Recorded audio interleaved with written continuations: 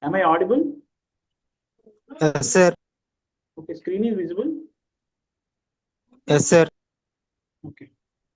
So today our topic is management of acute liver failure. So let's go into the case scenario. Basically, child is a 6 years old male child who was brought to our hospital with complaints of abdominal pain since 10 days, yellowish discoloration of eyes and limbs for 3 days, and not accepting feeds well since 1 day, and altered sensorium since yesterday evening.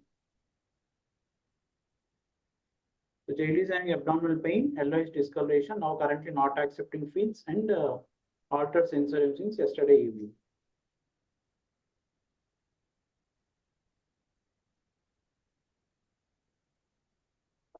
So on arrival to hospital, according to the PAD triangle, pediatric assessment triangle, appearance wise child is lethargic, color peripheries are warm, breathing wise child is normal. So what's your interpretation?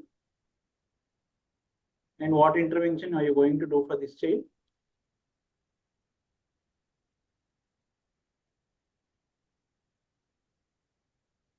Sir,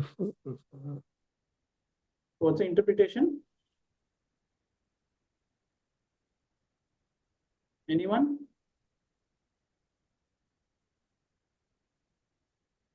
viral hepatitis, we will think viral hepatitis. Hmm.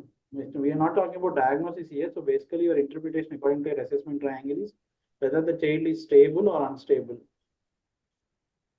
So the child is having abdominal pain, icteric, and not accepting feeds well, and also child is having Sir, child is unstable, sir, not accepting feed. yeah, not accepting feed and altered sensorium. So child is definitely unstable, life-threatening condition. So it started on O2 and asked for IV access, and we have moved to the primary assessment. So in the primary assessment, A, B, C, D, E. So airway wise, airway child is maintaining. Breathing wise, child is mild tachypneic. Pilot air entry is good. That's a 96% on room air. With throughput is 99. Circulation wise, tachycardic. Peripheral pulses were bounding. CRT is 3 seconds. Blood pressure is 90 by 40.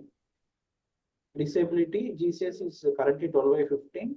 Exposure, child is having hepatomegaly. Abdominal distension is there, and child is even icteric. So currently, the child is airway is maintained, but child is mild tachypneic with tachycardic, and GCS is slightly decreased and icteric.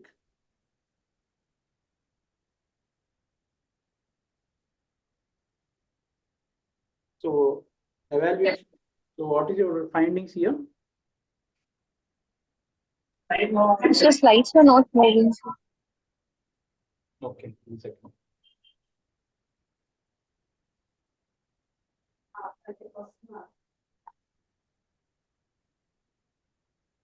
Now are they moving? So yes, sir. Yes, sir. Yes, sir. Bala sir. So the child is on decompensated shock. So because of the shock, because of impaired circulation, GCS is low. So it is because secondary cerebral dysfunction. So basically, we'll ask for a blood gas. GRBS, as the child is in shock, we'll go for one fluid bolus and start on oxygen. So what are your initial DDs with this history and your initial assessment in ER?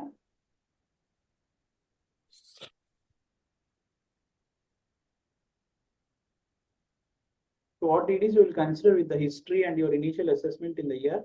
The child is having abdominal pain. Acute liver failure secondary to hepatitis, viral hepatitis. Okay, any other diagnosis other than acute liver failure? I agree. Sir, we think about respiratory distress also, sir, because child is tachypneic, present in oxygen, on oxygen, in DD form. Okay, but what is the cause for that? Basically, it is a sign or a symptom. So what could be the cause you think other than acute liver failure and distress? What could be the cause for the distress? Edema, ARD, pulmonary edema. Okay, but pulmonary edema is not a clinical finding. I mean, it's not a diagnostic finding, right? So it's not a diagnosis or working diagnosis in ER. When you see the child in ER with his complaints. So it can be, sepsis with mod. yeah, definitely very good answer, Arvind. So basically, this child is having bounding pulses, child is shocked with icteric. So sometimes fever might have not been recorded or documented by the parents. So three things to be consideration is, one is sepsis, septic shock, the other thing is acute liver failure. So we did a blood gas in the ER, pH of 7.25, PCO2 45, PO2 40, BICAV 16, base deficit of -9, lactate of 3.5. So GRBS was checked, which is 45. So we are given 10% dextrose. So basically, whenever the thing is, whenever you do the primary assessment, it's not only ABCD, it is D, E, F, G also. Don't ever forget glucose. So usually we tend to forget glucose most of the times. The slides are not moving.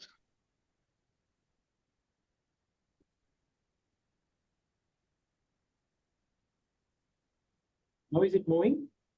Yes, sir. The child was given dextrose and started on 10% DNS and with the fluid bolus of 10 ml per kg again, you are suspected shock and started on low dose noradrenaline in view of low diastolic blood pressure. So in view of clinical history and presentation, your suspicion of acute liver failure has been made. The child was started on IV antibiotics in view of suspicion of sepsis and started on 10% DNS. So what workup you're planning to do now? So everybody agree with me? It is ALF. Sir, we will send blood test like LFT, CBC, CRP. Okay. Viral hepatitis A, hepatitis B. Okay, so initial workup will be usually we'll be sending LFTs. And main thing when you're suspecting icteric with ALF, Wilson's. coagulation workup also. So PTN or APTT. And as the child is having altered sensorium, we need to keep just in picture mind of hepatic encephalopathy also. So it's better to send one ammonia. Sir, PTINR, why you are sending PTINR? Because you are thinking suspicion of acute liver failure.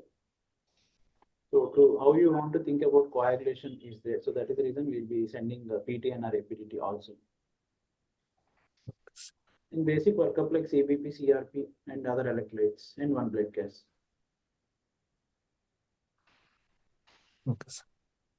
So are the slides moving now? No, sir. Yes, sir. So we did basic workup. So workup shows total bilirubin of 10, direct bilirubin of 8. With Slide are not moving, sir. Okay. Sir, keep in slide share mode. Sorry, Slideshow. actually doing that, but I don't know why it is happening.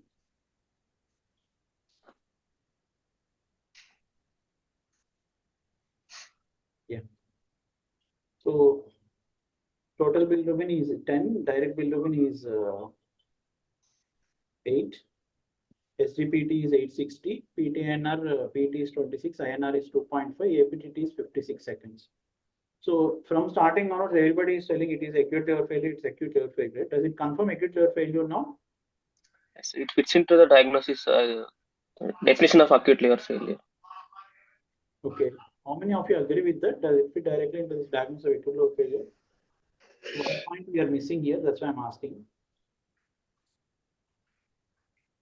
I just gave a clue. But it can be secondary to sepsis, sir. Okay, but yeah. But any other clue? Any other point?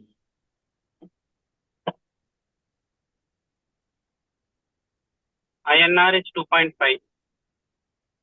Yeah, definitely there is a coagulation abnormality in acute liver failure. So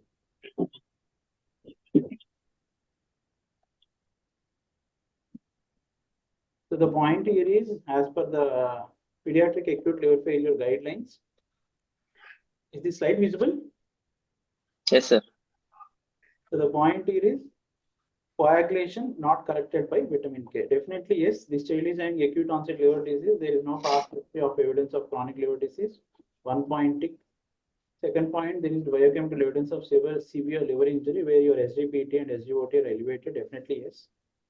But here coagulopathy not corrected by vitamin K. So what is the importance of here? So basically, if you give vitamin K, your coagulopathy get corrected. But in ALF, your vitamin K, if you give also, your coagulopathy will not be corrected. Can anybody tell the reason why? Sorry. So might have seen many cases where there is a coagulopathy which got corrected by giving vitamin K. But in acute liver failure, your vitamin K, even though you give also, your coagulopathy will not be corrected.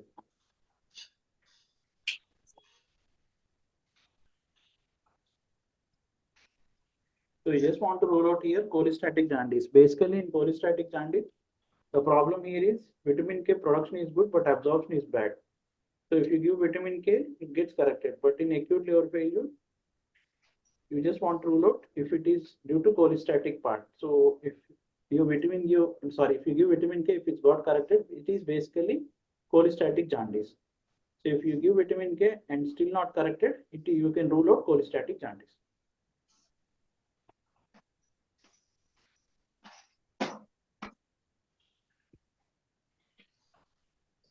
So vitamin K IV 10 mg, still iron are corrected. So now it confirms ALF with acute hepatic encephalopathy. So what is the staging of hepatic encephalopathy? So how many of you feel it is important to do the staging for hepatic encephalopathy?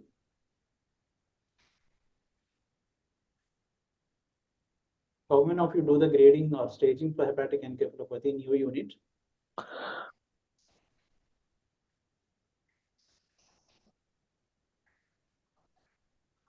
Anyone?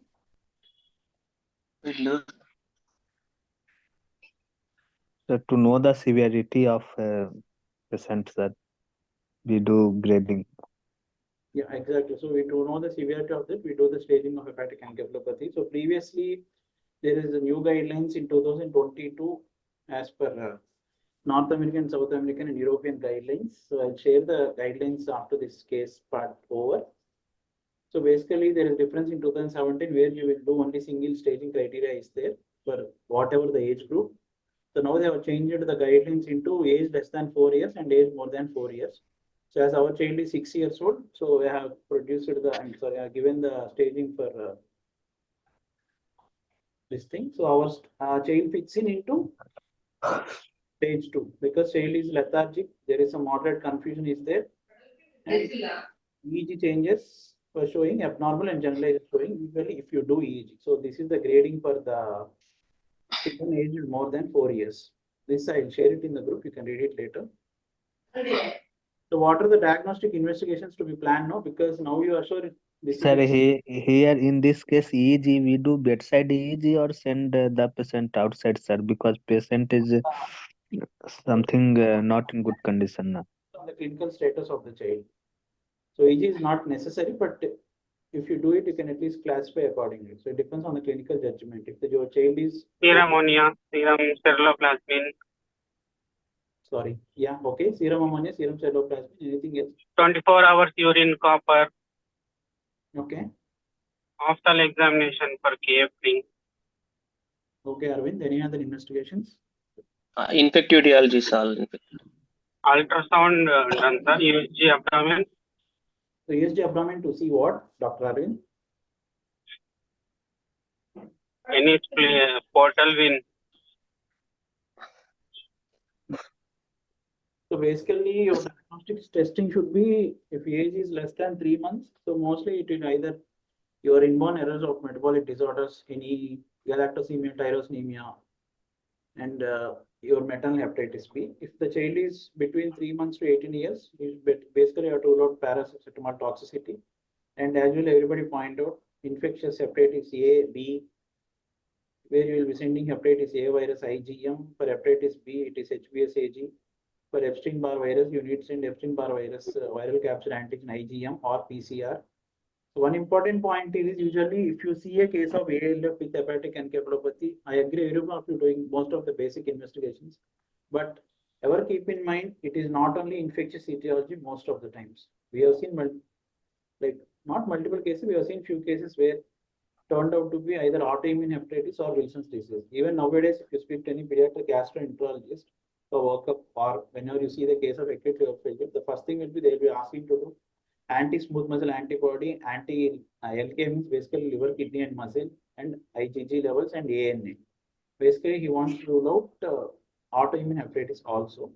And as Dr. Arvind has pointed out, we have to rule out Wilson's disease by doing serum cytoplasmin and 24 hours urinary copper.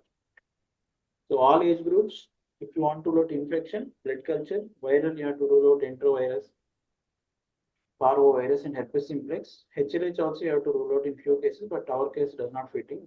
And you have to do workup for urocycle disorder or any fatty acid oxidation defect where you will be sending plasma ICL carnitine profile and mitochondrial screening to lactate and pyruvate. And if you want to see, as somebody has pointed out, for seeing portal vein and all, you have to do abdominal ultrasound with Doppler to see if there is any vascular or anatomical abnormality. Yeah. Sir, microscope. Sorry. Sir, in mitochondrial screening, we have to send pyruvate and lactate, no, sir. Already liver is in failure, so they can't able to metabolize lactate, no, sir. How to correlate all these things? Whether it is in the mitochondrial origin or it is secondary due to liver dysfunction.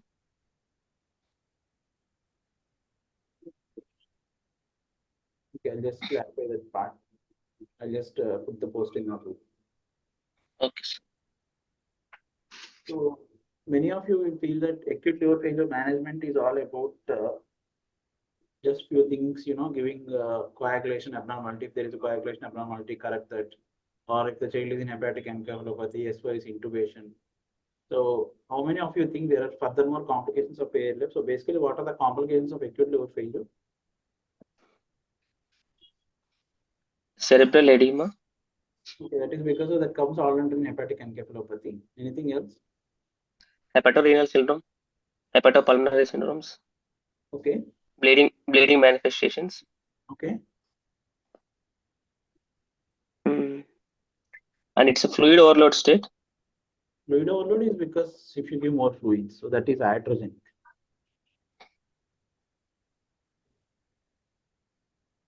Any other And hypoglycemias are more common. Okay. So basically, your systemic manifestations of acute liver failure is one. You have to see lung wise, it can cause acute lung injury and ARDS. It can cause endothelial dysfunction and cardiovascular collapse. It can cause septic ileus, as somebody pointed out, portal hypertension, and immunoparesis and neutrophil dysfunction. Child can have serious response, and definitely yes, hepatic encephalopathy, brain edema. So coming back to our child, so this child was shifted to PICU. So how will you manage this child now? So now we have, everyone agrees, right? So this child is now currently fitting into acute liver failure with hepatic encephalopathy grade 2. So how many of you agree with that? Agree, sir. Yes. Yeah. So how will you manage this child now? So we said basic investigations came where SGPT is elevated and your direct bilirubin is elevated, and still further workup is awaited. You are sent. We will start also The child deoxycholic acid, sir. Sorry. The We will vitamin, start also deoxycholic acid, sir. UD. Okay. so on fat Sorry. soluble vitamin supplementation, vitamin NAC A. infusion, sir. Okay, NAC infusion, anything else? So we'll go systematically. So basically, systematically means we can just simplify it into Fridgman, where we'll be discussing according to Fridgman is basically fluids, respiratory, infection, cardiac, hematologic, metabolic, abdomen, and neurological way. So it will be easy to remember so that all areas have been covered in this particular thing. So if fluids, so we'll discuss step by step. So fluids, how much fluids you want to start for this particular child? 70% Two-third maintenance. maintenance. Okay. 10% maintenance. Yeah. Why you want to start with us? Why you want to start without maintenance? Why you want to start without maintenance for this child? Yes, sir. Acute liver failure is a fluid overload condition because of high aldosterone levels, which causes retention of fluid along with the sodium. That we will be discussing when the child goes into hepatorenal syndrome. Okay, basically the child is having hepatic encephalopathy, high risk of cerebral edema. So that is the reason we'll be restricting the fluids. So previous guidelines suggest that you can give 100% maintenance, but as per the new guidelines, to look for cerebral edema, and also if you completely restrict the fluids also, the child can land up with acute kidney injury. So you have to liberalize the fluids accordingly. So we'll start fluids as per clinical judgment. So definitely you will start with without maintenance. So initial fluid of choice should be 10% DNS. So how much percentage of dextrose will be there in normal DNS? 5%, sir. 5%. Yeah, please do remember that. So normal DNS will contain 5%. So as per the guidelines, the fluid of choice should be 10% DNS initially. So respiratory, you need to maintain normoxemia, or if you ventilate the child, try to maintain normocapnia, as you already know, because it's a neuroprotective measure where your CO2 should be maintained between 35. So infection wise, so how many of you want to start antibiotics for this particular child? Sir, sepsis is there now, sir. I will start the antibiotic. Okay, and this will tell. So for this child, CRP is negative. So reports came in the meanwhile, just CBP CRP has come. CBP total count is mildly elevated, but nothing much conclusive. CRP is negative.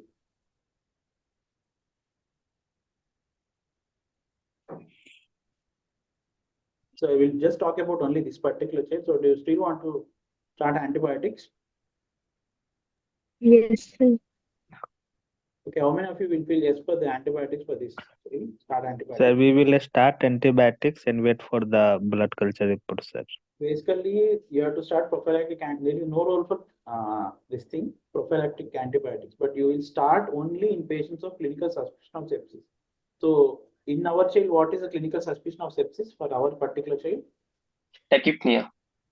So there is mild tachypnea is there, and main important finding other than tachypnea, definitely yes, tachypnea. Bounding pulse.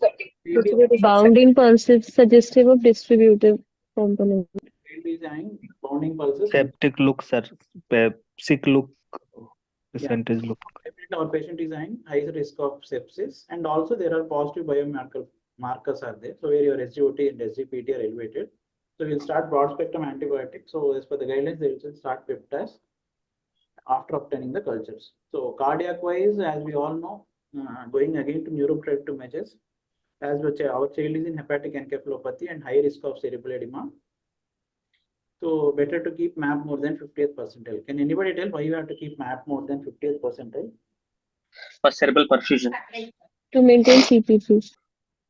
To prevent cerebral edema. Very good. So hematologically, there is no role of prophylactic FFP or platelet transfusion.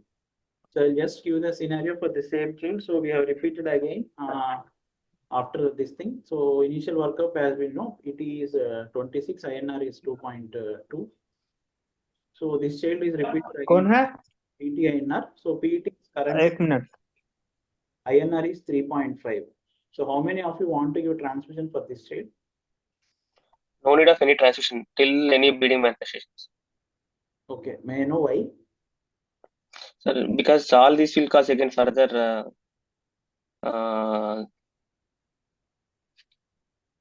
fluid overloads, and sometimes it may cause. So there might be a chance of, I agree, it can cause a TRALI or TACO, transfusion-associated lung injury or lung disease.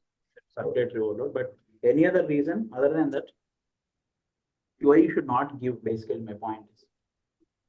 I agree, definitely yes, for this reason. Any other reason? Then I shared the answer in front of you. Because there will be procoagulation and anticoagulations will be balancing. So it will increase the procoagulations also sometimes. No, basically your FFP contains both. Even I just want to make that point clear. Your FFP contains both your procoagulants and anticoagulants. So basically, what is happening with your acute liver failure and your PTN and this thing, as we already discussed, your procoagulants and anticoagulant factors both are reduced. So abnormalities in the synthetic markers will do not equate with the bleeding risk because your both factors are reduced. That is the reason there is no role for prophylactic, and definitely yes, there is no role because high risk of TRALI and TACO.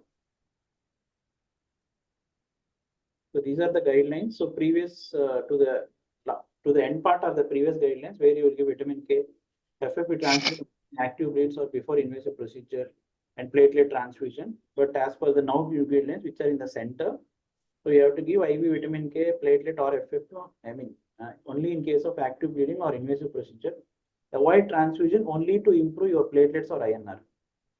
And now the new thing suggests that you can do fibrinogen levels.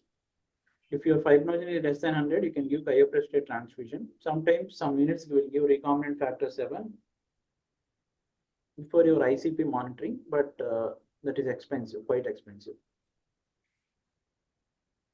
So metabolic wise, you have to keep the sodium between 145 to 155, normocalemia and normocalcemia. May I know what are the metabolic abnormalities usually you will see in acute liver failure? Common metabolic abnormalities. Hypoglycemia. Hypoglycemia, hypokalemia. Hyponatremia. Okay. These are common things. I mean, definitely yes. Any other?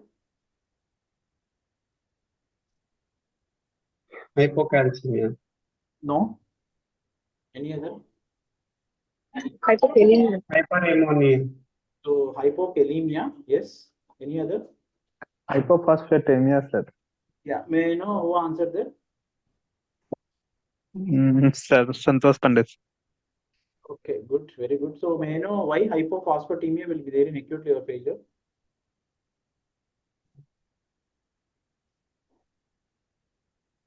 Mm, And hypokalemia also.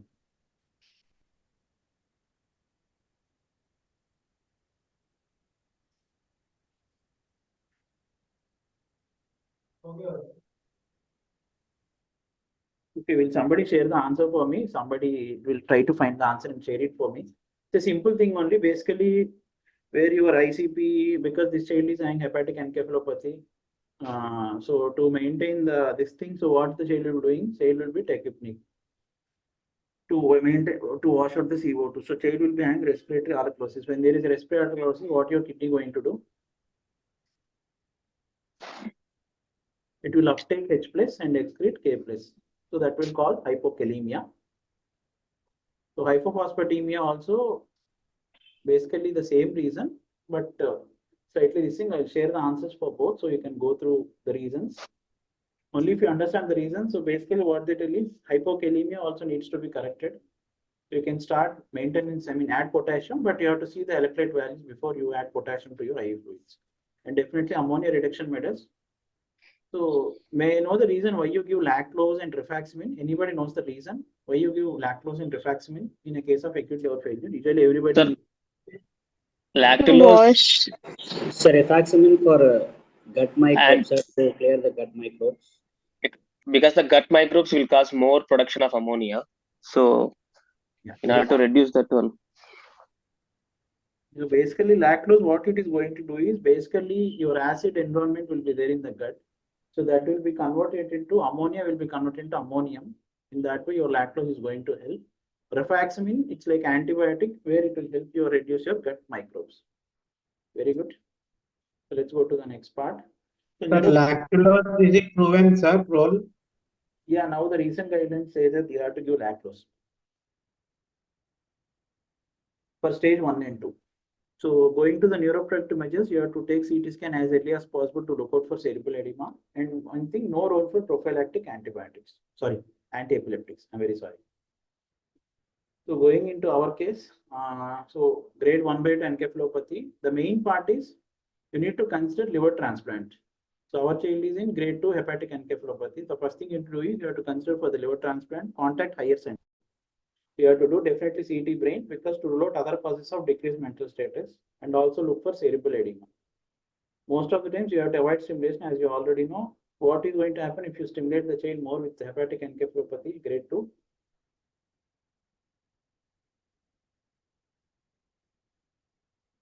You need to keep the child calm. Basically, again, measures for raised ICP. The more and more you stimulate the child, high risk of increased intracranial pressure. Definitely, the child is start on antibiotics. Lactose may be helpful.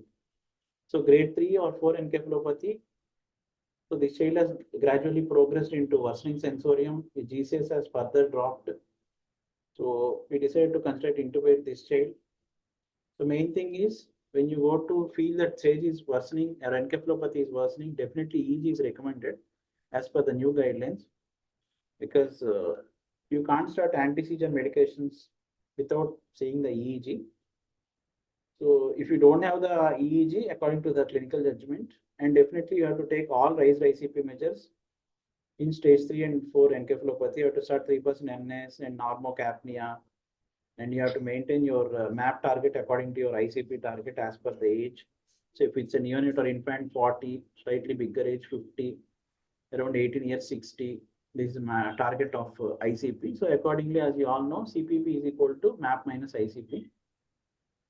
So you have to maintain your targets accordingly. What I told was CPP targets, and you have to start 3% NS and other things.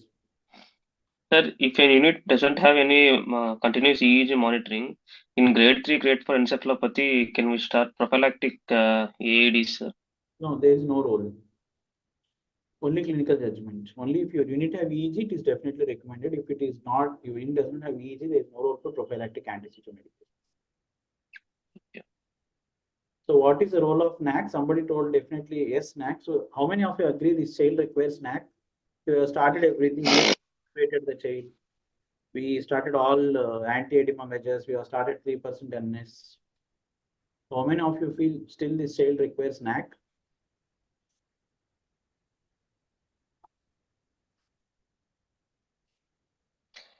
As per King's College criteria, King's College recommendation, they told this. Yeah, you want to give or don't want to give? Don't want to give. Okay, so basically, as per the latest IAP guidelines, so there was this prolonged discussion even with the gastroenterologist also.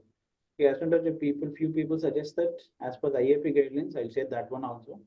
The latest IAP guidelines recommend usage of NAC in all cases of acute liver failure. So dose is 100 mg per day as a continuous infusion. So basically 1 ml is 200 mg. So you have to give it 24 hours. So how you take the child referral for liver transplantation? So patient meeting, definitely our child is meeting ALF criteria. Immediately need to make a contact or transfer to the experienced pediatric liver transplant center.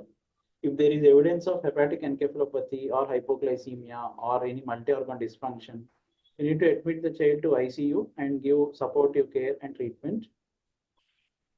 So if the child is not fitting into ALF criteria, you need to continue supportive care. But if there is any clinical decline, again, you need to contact the or transfer to the experienced pediatric liver transplant center. So this is the thing which we usually miss. So what we do is we will start the treatment, we'll start NAC, laclose, and rifaximin, vitamin K, SOS blood products, or even we'll intubate the child if you feel the child is having raised ICP. We'll start all anti-edema measures, everything we do, but usually what we miss is we don't try to contact the pediatric liver transplant center. The main point is you need to contact or transfer to the experienced pediatric liver transplant if your child is meeting ALF criteria.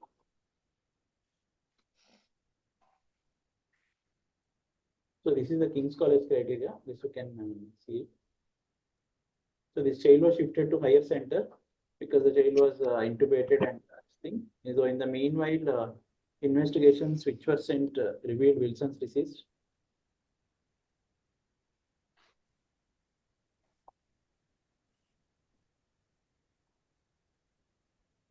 So take home messages. ALF is not a single entity, but it's multi-organ involvement, and ALF is not only infectious, it can be even autoimmune or metabolic. So our workup sent all hepatitis panel or even parvovirus, enterovirus, all came negative, but it turned out to be Wilson's disease. So no longer there is no role for hepatic trip. Straight away start 10% DNS.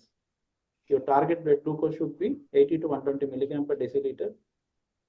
You have to add potassium in your IV fluids as per the requirement, but only after seeing the initial potassium value. EEG is mandatory in stage 3 and stage 4. Encephalopathy, no role of prophylactic AEDs, and no role of FFP when there is no active bleeding.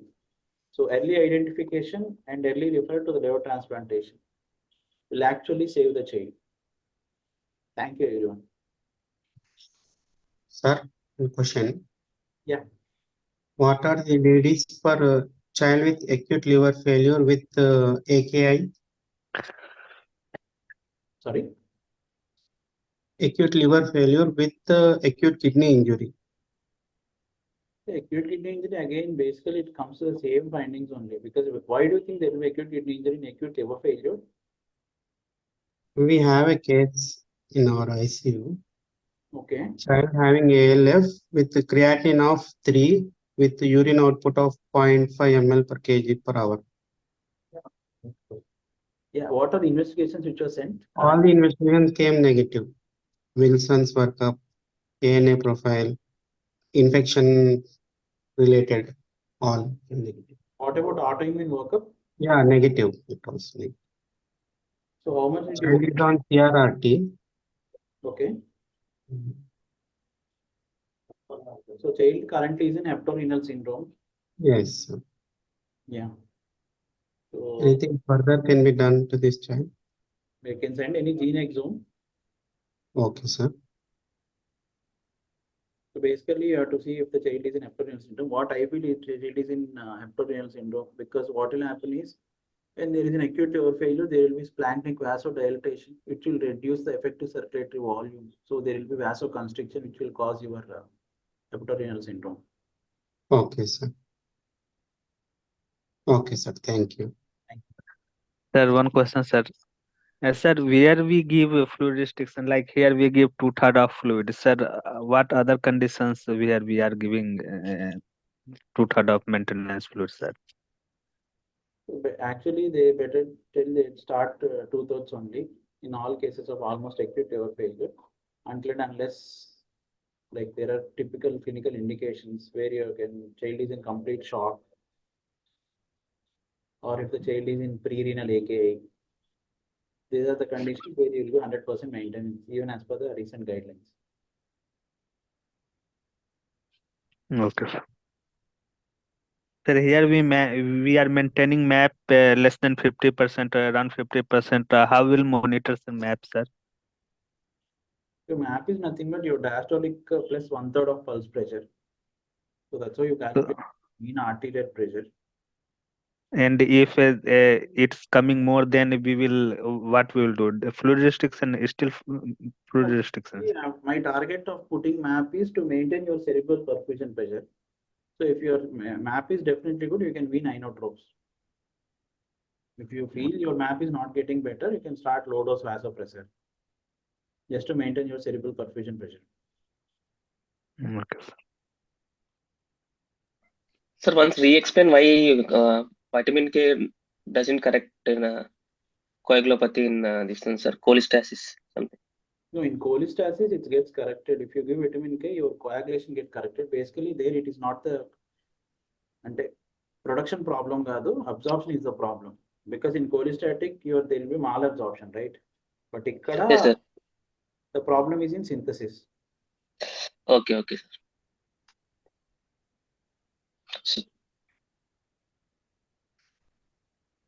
Thank you, everyone. Thank you so much. Thank you, sir. Thank you. Conclude this meeting. Thank you.